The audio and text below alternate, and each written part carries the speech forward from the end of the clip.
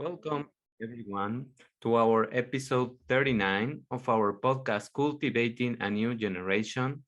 In today's episode, we are going to speak about regulating your emotions through the vagus nerve. And to talk about this very interesting topic about how these emotions can be regulated in a bidirectional communication that we have inside of us, we are going to extract the information from the article Vagus Nerve as Modulator of the Brain-Gut Axis in Psychiatric and Inflammatory Disorders. The first author is Braid S. and is from 2018. In this article, we're going to discover how the bidirectional communication between the brain and the gastrointestinal tract, which is called the brain-gut axis, is going to have a complex system, including the vagus nerve, but also the sympathetic nervous system, which is via the prevertebral ganglia, the endocrine, the immune, and the humoral links, as well as the influence of the gut microbiota, your bacteria, in order to regulate the gastrointestinal homeostasis and to connect emotional and cognitive areas of the brain with the gut functions. So this is the amazing communication that we always have, but we never perceive, because we think that we are separated, and in our body, nothing is separated. It's a intercommunication always going on, and we have several factors, chemical substances, and electrical impulses that are communicating in very speed time. The enteric nervous system, or ENS, produces more than 30 neurotransmitters and has more neurons than the spine. Hormones and peptides that the NAS releases into the blood circulation cross the blood-brain barrier. One of them is ghrelin, that we have spoke about this hormone, which regulates your appetite, and that can act synergetically with the vagus nerve. For example, to regulate the food intake and your appetite, as we mentioned.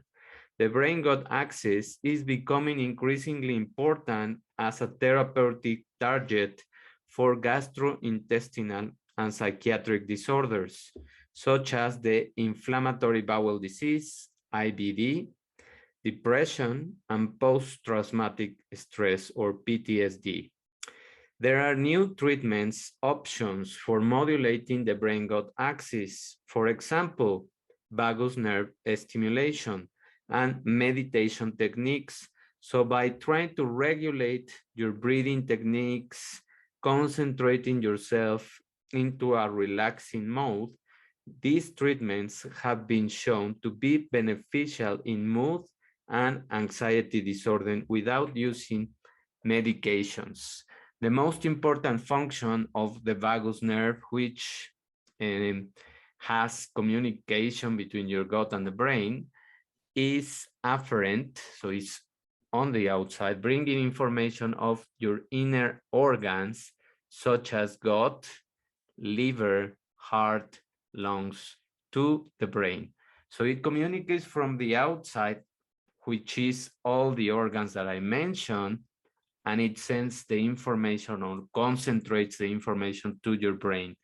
This suggests that the inner organs are the major sources of sensory information to the brain. So this is just really amazing information that is open our eyes, that every organ has sensory input, and they are always communicating the messages that we are receiving from the external sources. The gut as the largest surface toward the outer world, and therefore can be a particularly important sensory organ. That's why we feel these butterflies or sensation in our stomach when something is going on in our lives and we feel that something is not connecting, or we don't intuitively, we don't feel that the situation or the person is matching with our energy.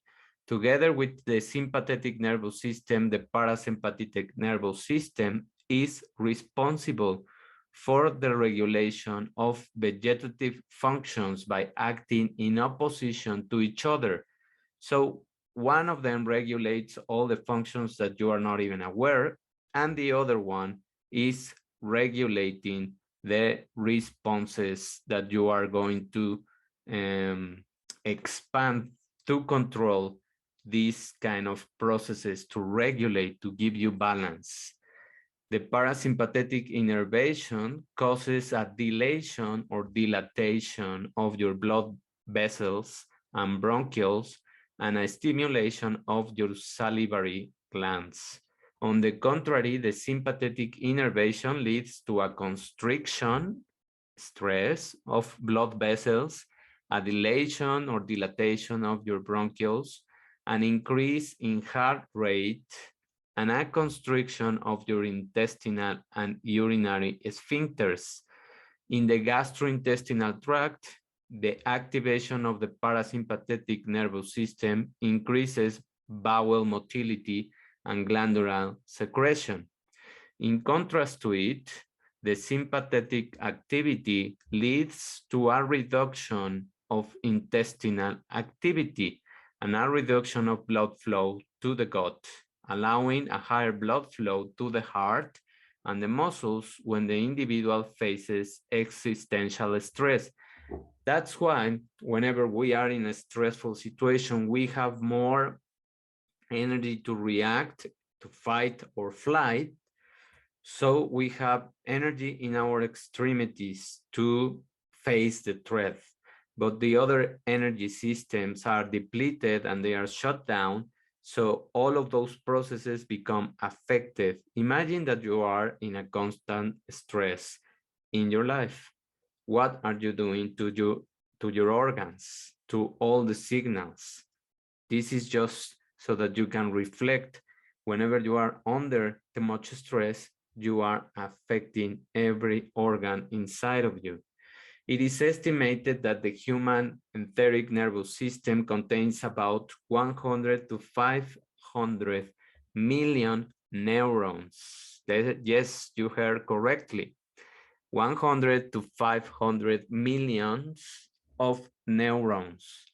This is the largest accumulation of nerve cells in the human body. Since this ENS or enteric nervous system is similar to the brain regarding of the structure, the function, and the chemical coding, it has been described as your second brain. That's why it is named or entitled as your second brain or the brain in the gut. The ENS serves as an intestinal barrier that regulates the major enteric processes, such as the immune response, detecting the nutrients, the motility, the microvascular circulation, and the epithelial secretion of fluids, ions, bioactive peptides. So all of these is controlled by this enteric nervous system. There are clearly a communication between the vagal nerve and the enteric nervous system. And the main transmitter is cholinergic activation through nicotinic receptors.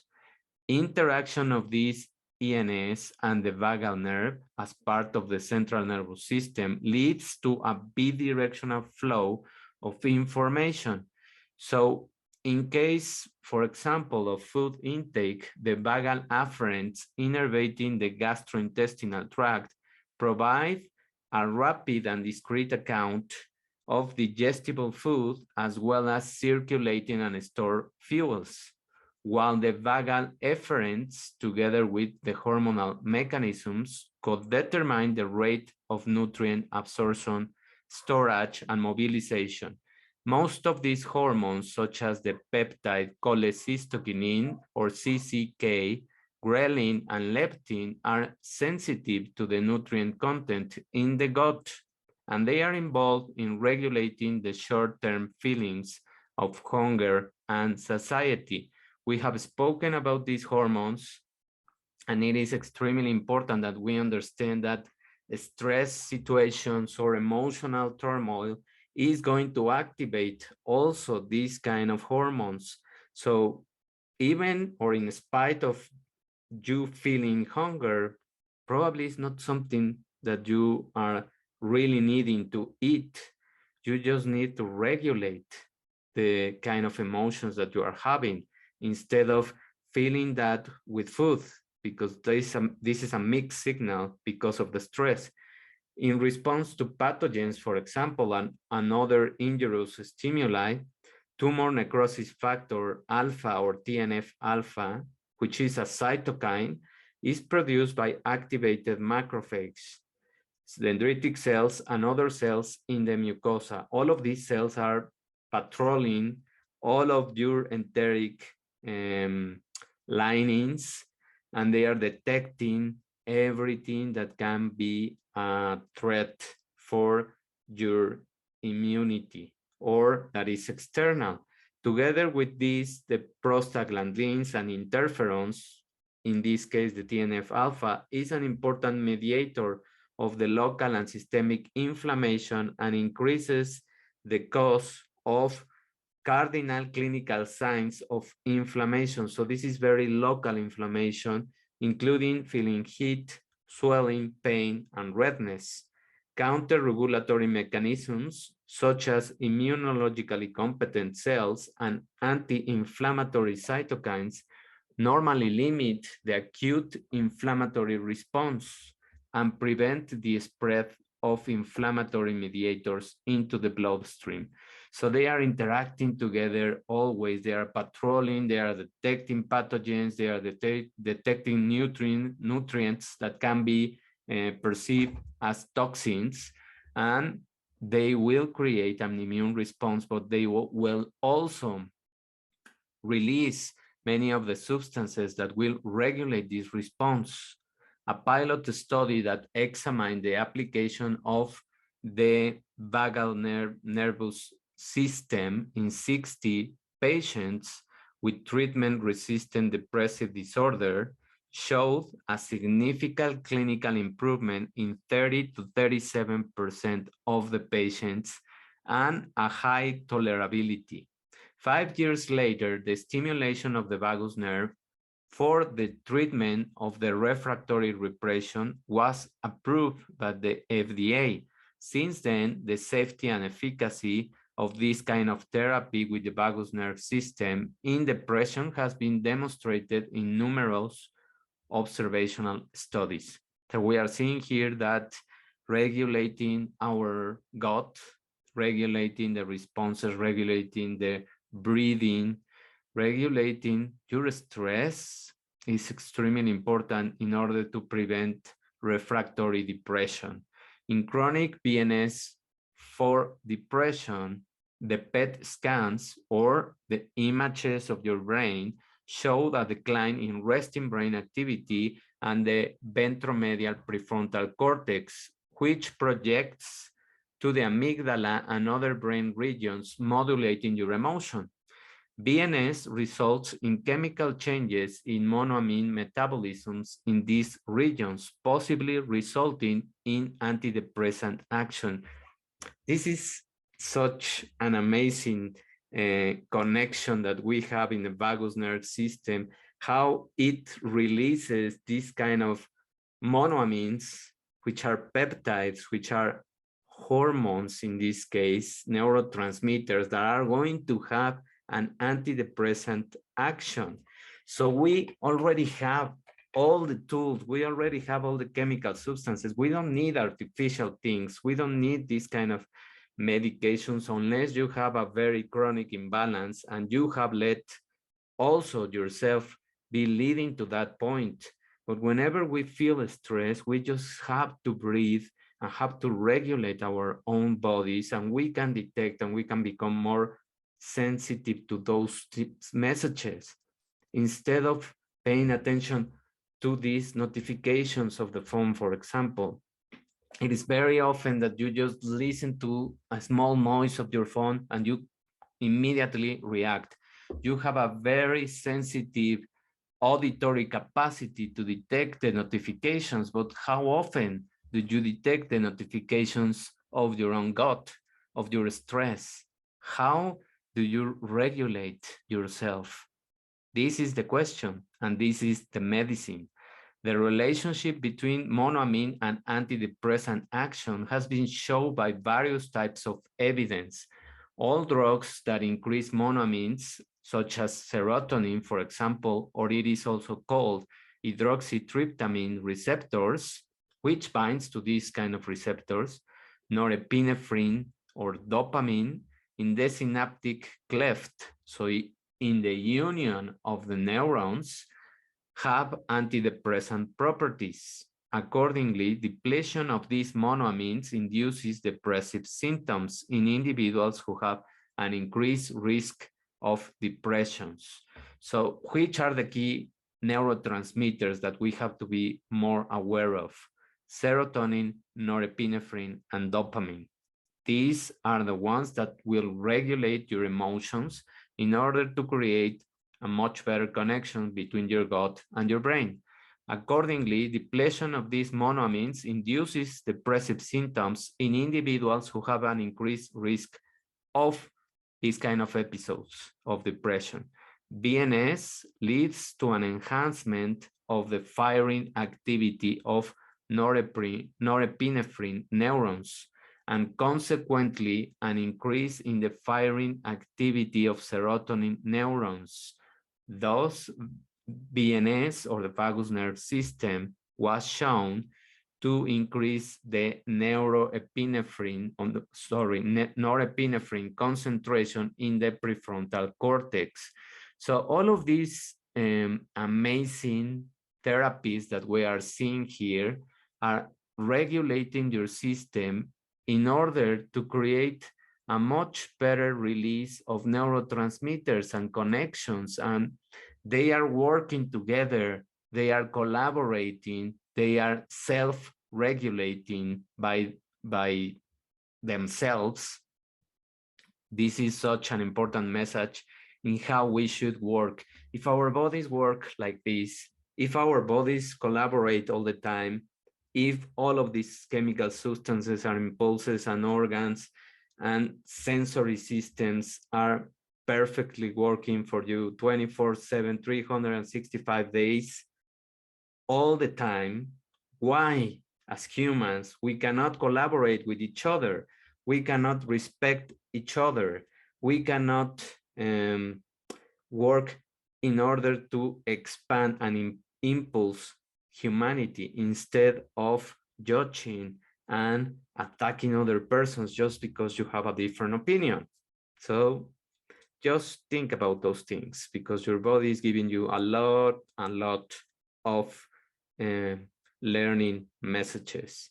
In the case of the dopamine concentration, it has been shown that the short-term effects and the long-term effects of this vagus nerve stimulation or this vagus nerve therapy in the treatment of resistant major depression may lead to brainstem dopaminergic activation.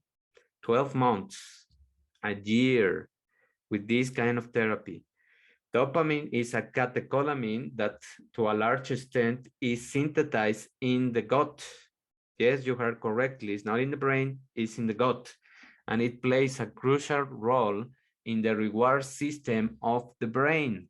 So whenever you are playing with your phone or engaging in this kind of endless stimulation, what do you think that you are disrupting? The dopamine liberation of your gut, and you are creating over and over an stimulation and fake rewards that will cause stress in your system.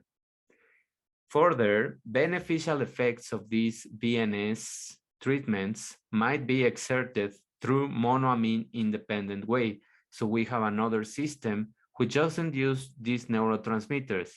Thus, these BNS treatments might result in dynamic changes of monoamine metabolites in the hippocampus, and several studies reported the influence of BNS on hippocampal neurogenesis. This process has been regarded as key in biological processes indispensable for maintaining the normal mood. So this is just blowing your mind, or this will blow your mind. These neurotransmitters now will change your whole structure of the hippocampus, which is a very important structure in terms of memory and in terms of regulating your emotions. And it will create neurogenesis. What is this? The creation of new neurons in your hippocampus. So more memory. And this process will maintain or will regulate a normal mood just by having these kind of breathing exercises and regulating your stress. The gut microbiota is the potential key modulator of the immune system and the nervous system. Targeting it could lead to a greater improvement in the emotional symptoms of patients suffering from depression or anxiety. This is growing evidence that nutritional components such as probiotics, gluten, as well as drugs such as antioxidant agents and antibiotics have a high impact on vagus nerve activity through the interaction with the gut microbiota, and this effect varies greatly between individuals. So what is this?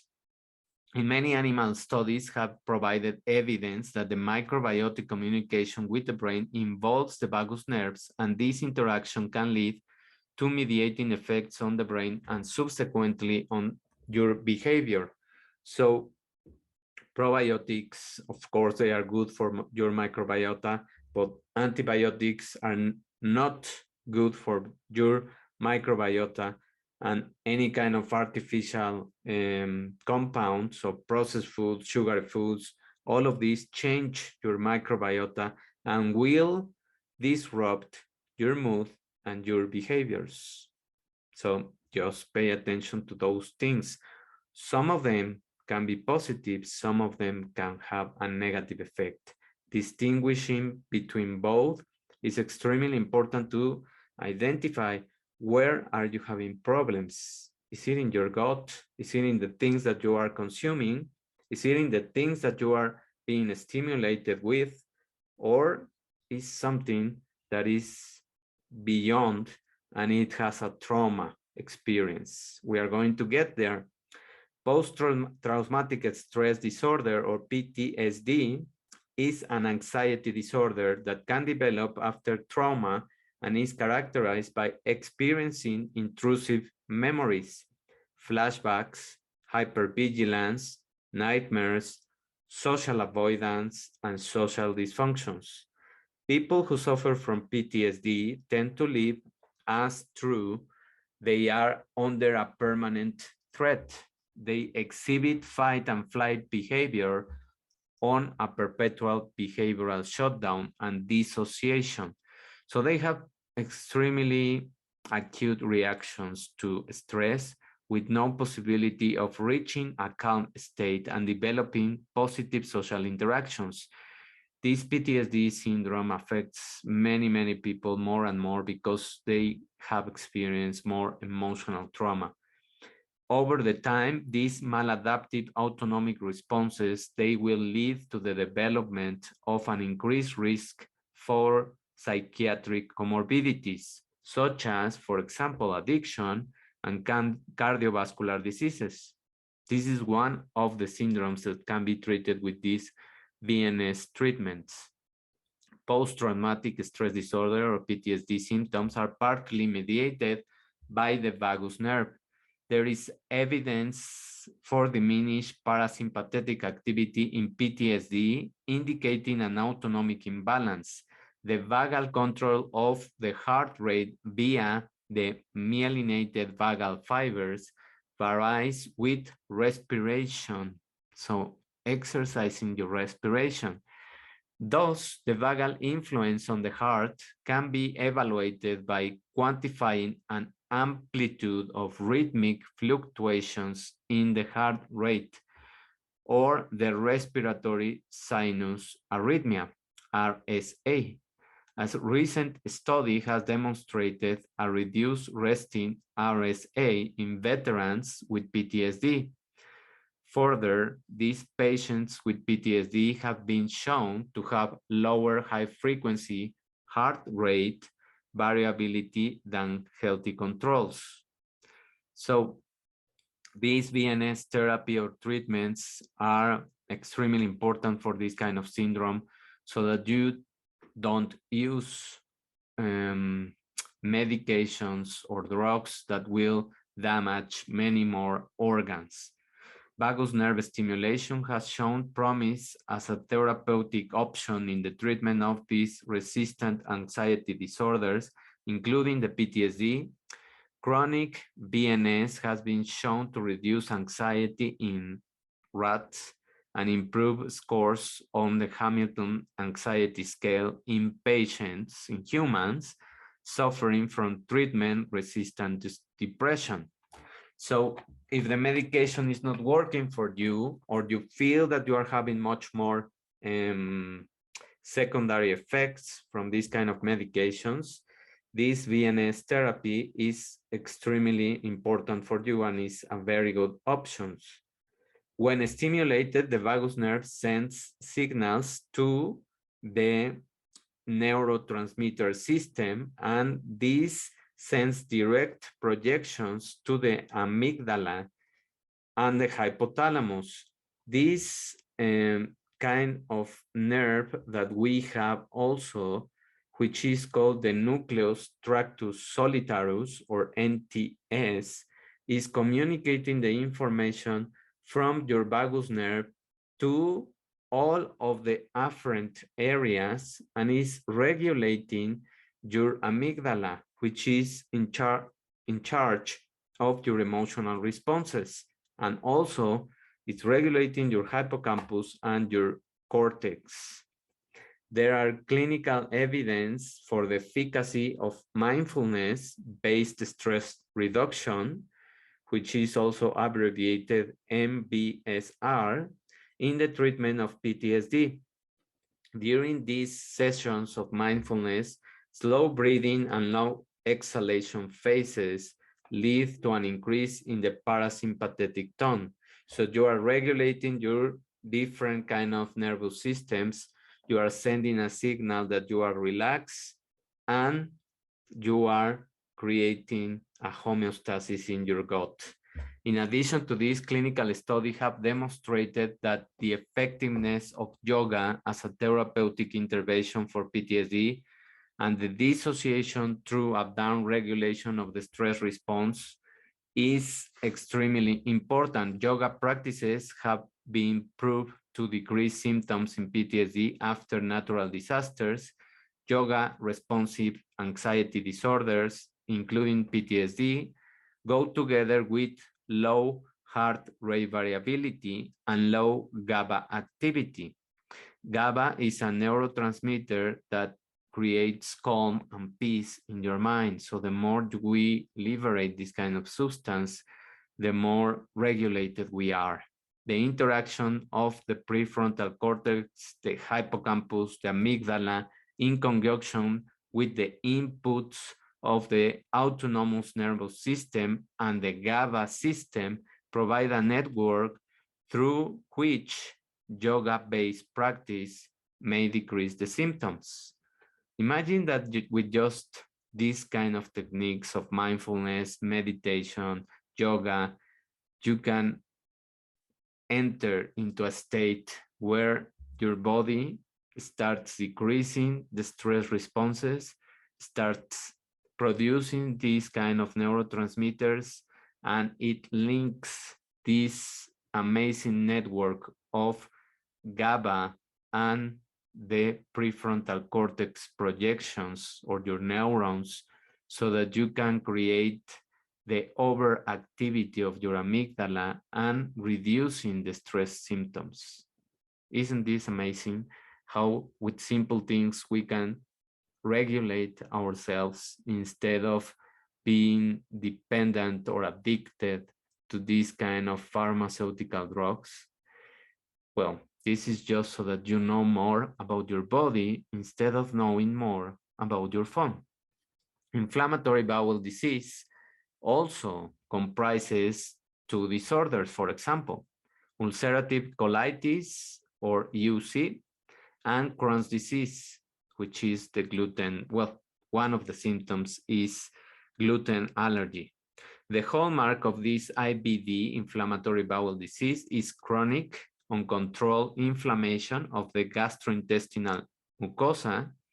Symptoms are characterized by abdominal pain, diarrhea, fever, weight loss, and extra-intestinal skin, eyes, or joints manifestations. So all of these symptoms are signaling about this kind of inflammatory bowel disease.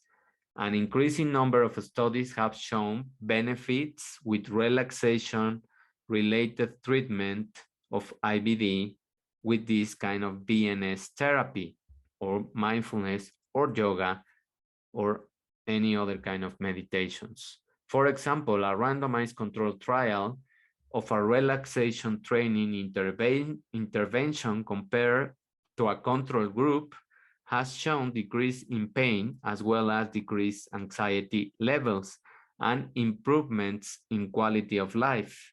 Also, mindfulness-based therapy, a comprehensive mind-body program, meditation, mind-body alternative approaches, relaxation response-based mind-body interventions have shown to be beneficial for IBD patients.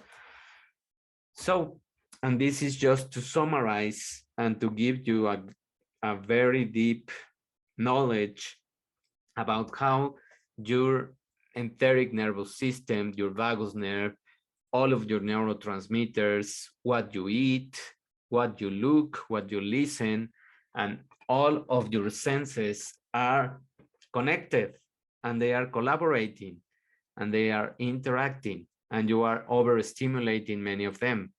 So whenever you feel stress, anxiety, or any kind of mood swings, just think about what you have been doing in the past hours or in the past day and reflect on the kind of stress that you have been building up instead of overeating or trying to solve it with a pill and then disrupt many other functions.